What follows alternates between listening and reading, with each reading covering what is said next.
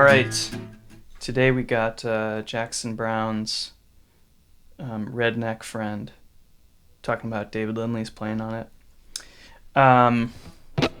This one is going to be a little different from some of the other videos in that it's not going to be as focused on the exact notes that Lindley played, but more the concept, especially when it comes to playing rhythm on the lap steel. So again, the 1-5-1-3-5-1 pattern for the tuning. This song's in E, so I got this thing tuned in E. Different tuning normally, so we got this floppy low string, which is fun.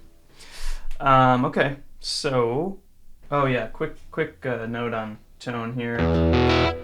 This one sounds to me like a small amp, like maybe a Tweed Deluxe or something that's really blowing up. It's really mid-centric, not a lot of highs, not a lot of lows. So I just, boosted mids and dropped some lows and highs with this EQ. This is modelers again, so, use your imagination. But here's without it.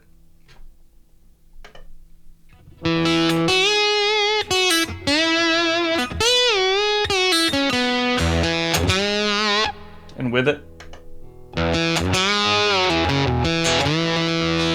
So not a huge change, but kind of puts it in that cool spot, This one doesn't, but some of the other tunes on this record have almost a sound where it sounds like they put a mic on the steel, just like acoustically, or maybe DI'd it, because there's like on These Days, the solo there's like this clicky sort of pick attack that sounds kind of like you're in the room with the acoustic steel. I don't know if that is true, but it's always kind of sounded like that to me. So, I don't know. Be cool to know. Okay, here we go. Rhythm on lap steel. So, that intro is pretty straightforward, all in open position.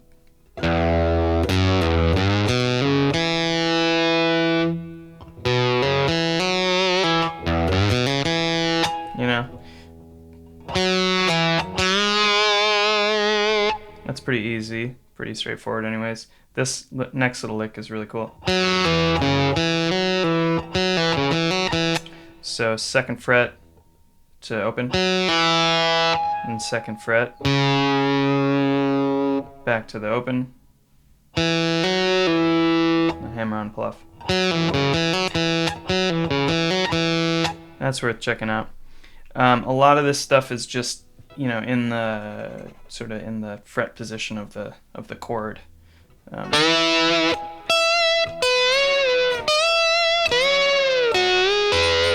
You'll see this a lot. So there's the 3rd and 5th, walking down a whole step, but in half steps, and then resolving to the root and 3rd. Same with the 4 chord. And then playing the 3rd and the root on the top string.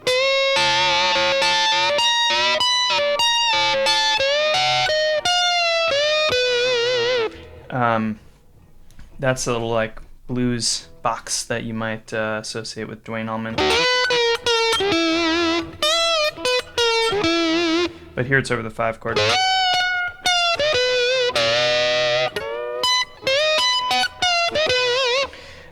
So yeah, that's the intro. The solo has a lot of the same elements, but let's talk about the playing rhythm.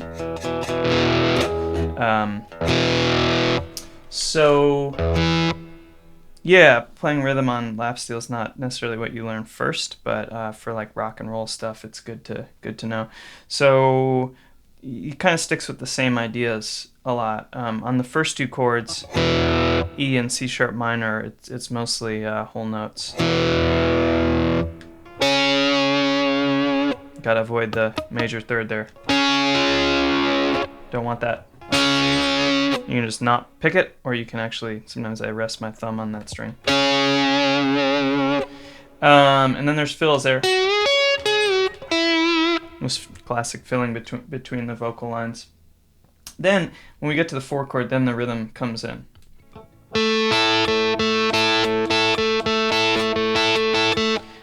You're not playing all those notes, but that might be a more full version of the pattern. So there's a thumb and then plucks with these two fingers. So I'll just show you that because that's a good one to know.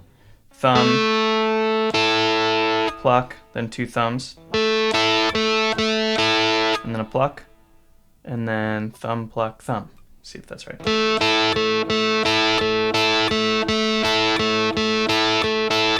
Something like that. So you can play that pretty fast.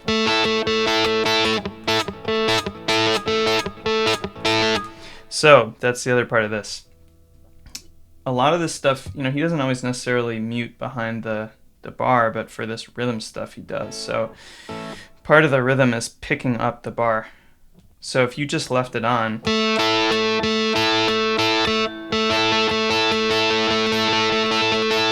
but if you start picking it up, you get some muted strings in there, you get that sort of pull-off action. So that's going to be really important for this. And the next one, one of the things he plays over the E chord is similar, but it has I don't know, it kind of mirrors what Jackson Browne is doing on the acoustic. Or I guess he's playing electric, but on the rhythm guitar anyways.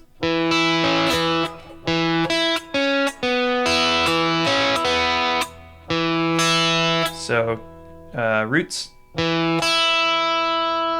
6 to 5, back to the root, and then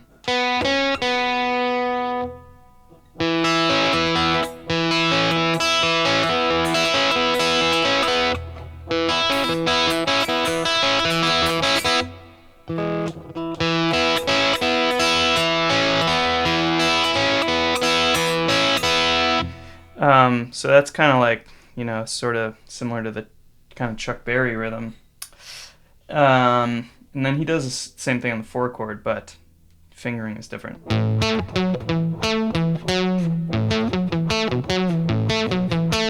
Something like that. I'm muting here.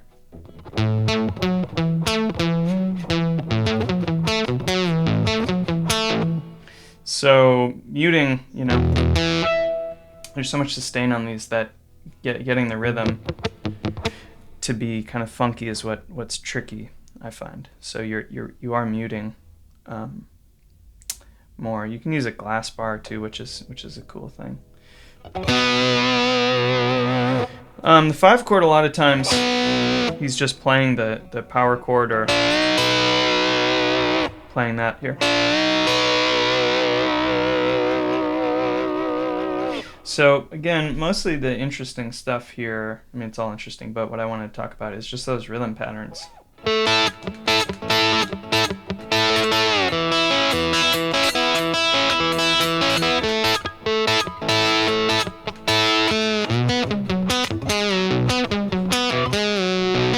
He doesn't actually do that over the 5 chord, but you could.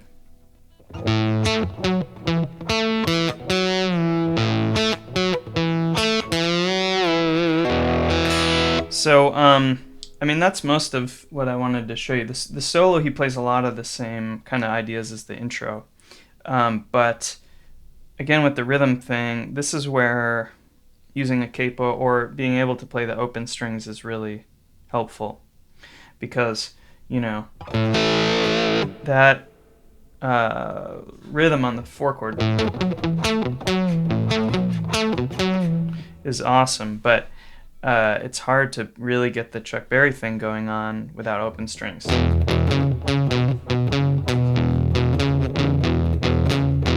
So, you know, there's an advantage of dedicating a steel to a tune or trying to get the open strings in there. And, you know, this is all played without slants, too, as far as I can tell. So, like, there's, you know,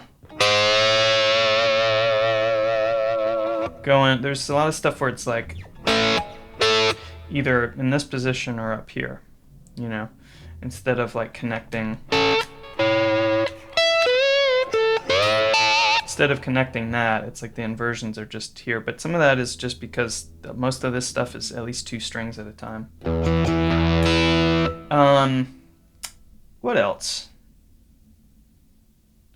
I'm sure there was something else I was gonna say about this, but I think that will get the idea. That's a good one for the, if you don't have open strings. There's all sorts of permutations of that.